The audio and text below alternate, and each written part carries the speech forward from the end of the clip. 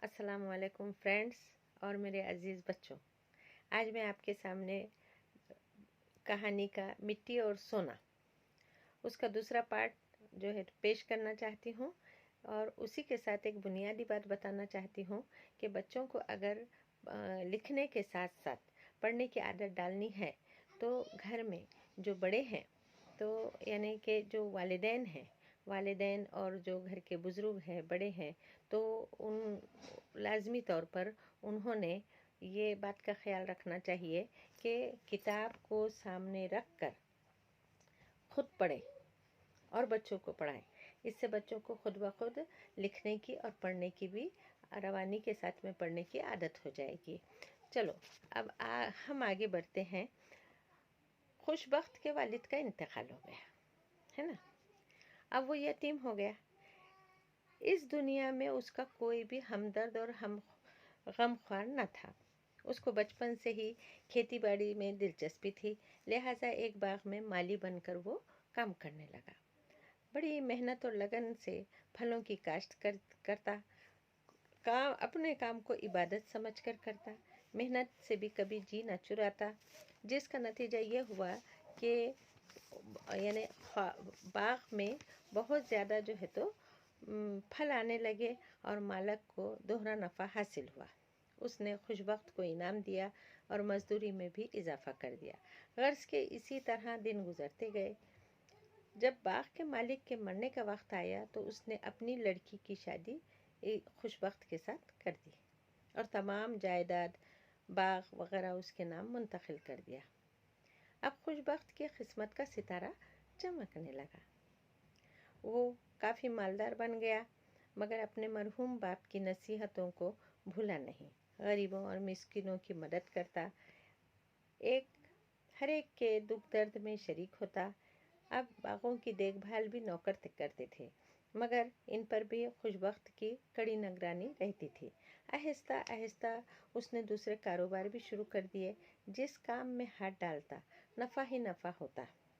इतनी सारी दौलत हासिल होने के बावजूद भी वो एक रहमदिल और नेक इंसान था।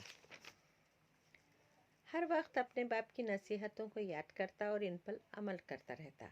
एक दिन उसने अपनी बीवी से कहा कि वालिद साहब की दुआओं की बदौलत सचमुच मैं खुशबख्त यानी अच्छी किस्मत वाला बन गया हूँ, मगर मुझे खौफ महसूस होता है कि जिस तेज़ी से मेरे पास दौलत जमा हो रही है उसी रफ्तार से मैं कंगाल न हो जाऊँ।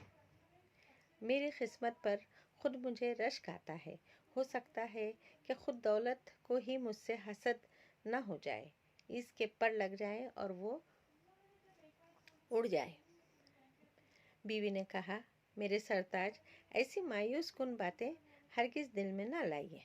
हमने दौलत को दबा कर तो नहीं रखा। हर ख़ास और आम के लिए दरवाजे खुले हैं। सिर्फ ज़रूरतमंद ही हमसे फ़ायदा नहीं उठाते। फिर क्या वजह है कि आप ऐसा सोचने पर मजबूर हुए? मैं चाहता हूँ कि कोई ऐसा पेशा इख्तियार करूँ जिससे मुझे नुकसान भी हो और मैं तिजारत में जो है तो ज़्यादा से ज़्यादा कमा भी सकूं। बीवी ने कुछ देर सोचा और कहा, खजूरें कहाँ से आती है? अरब से। तो फिर यहाँ की तमाम खजूरें खरीद लीजिए और अरब जाकर फ़रोख्त कर दीजिए। इस तिजारत में यकीनन नुकसान होगा, इस तरह आपकी दिली मुराद भी पूरी हो जाएगी। खुशबख्त को ये तजवीज़ बहुत पसंद आई। उसने सोचा इसी बहाने दूसरे ममालिक की सैर भी हो जाएगी। इसने ज़्यादा दाम से इलाके की तमाम खजूरें खरीद लीं, उन्हें चटाई में लपेटकर गट्ठा बांधा और ऊँटों पर लाद कर मुलाजिमों के हमरा मुल्क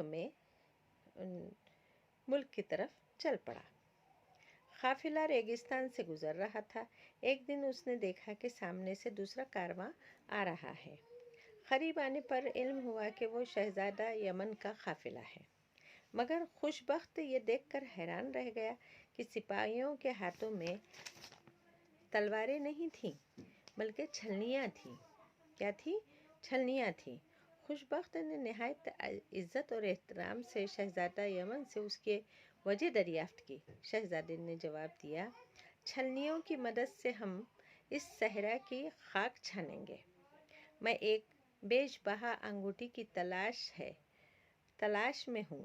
वो हमें जान से भी ज़्यादा अजीज़ है, क्योंकि वो हमारी होने वाली मलका का कीमती तोहफ़ा था, जो हमारी नादानी से सहरा में खो गई है। अगर उन्हें इस बात की खबर हो जाए तो वो दिल बर्दाश्ता हो जाएंगी। हम हर कीमत पर उसे तलाश करके ही दम लेंगे, ख्वाह महीनों लग जाए। फिर शहजादे ने सिपाहियों को हुक्म दिया कि वो सहरा का गोशा गोशा छान मारे। सिपाही टोलियां बनाकर सहरा में फैल गए और बालू छानने लगे, यानी कि रेत छानने लगे। खुशबख्त ताज्जुब से ये मंजर देखता रहा। उसके ख्याल में ये अमल लाहासिल था, ऐसा ही जैसे सितारों को शुमार करना। वो सिर्फ मुस्कुराकर रह गया। इस दौरान शहजादे ने खुशबख्त के बारे में दरियाफ्त किया। खुशबख्त ने जवाब दिया, खजूरों की तिजारत के गर्ज से अरबस्तान आया हूँ। ये सुनकर शहजादा खिलखिलाकर हंस पड़ा और बोला, बिरादर अजीज़, अरब तो खजूरों का गोदाम है। यहाँ से खजूरें दूसरे मुल्कों को जाती हैं, मगर आप तो उल्टी गंगा बहा रहे हैं। इस तिजारत में खुला नुकसान है। नुकसान की गर्ज से ही तो मैं सफ़र पर निकला हूँ, ऐसा खुशबख्त ने शहजादे को जवाब दिया। मगर मेरा दिल कहता है कि इस सफ़र में भी मुनाफा हासिल होगा, क्योंकि मेरे वालिद मोहतरम की दुआएं और नेक तमन्नाएं मेरे साथ हैं। मरते वक्त उन्होंने दुआ की थी कि अगर मिट्टी को भी हाथ लगाऊं तो वो सोना बन जाएगी। ये कहकर खुशबख्त ने झुककर एक मुट्ठी बालू उठा लिया। बालू उंगलियों से फंस कर गिरने लगी। जब उसने मुट्ठी खोली तो दोनों हैरत ज़दा रह गए। खुशबख्त की हथेली पर एक कीमती अंगूठी जगमगा रही थी। यही है वो गुमशुदा अंगूठी। खुशी के मारे शहजादा चीख पड़ा। जो काम हमारे सैकड़ों सिपाही न कर सके, उसे चश्मे ज़दन में आपने कर दिया। सच कहा था आपके वालिद ने मोहतरम कि आप वाकई किस्मत के धनी हैं, और ये सब बुजुर्ग मोहतरम की दुआओं का असर है। भूख से सिपाही निढाल हो रहे थे। तमाम खजूरें सिपाहियों में तकसीम कर दी और ऊँटनी का दूध पीने को दिया। शहजादा उसे लेकर अपने महल गया, शाही मेहमान बनाया और खुशबख्त को खजूरों की दोहरी कीमत अदा की और इनाम व इकराम से माला माल कर दिया। इस तरह खुशबख्त को नुकसान की बजाय दुगना फ़ायदा हुआ।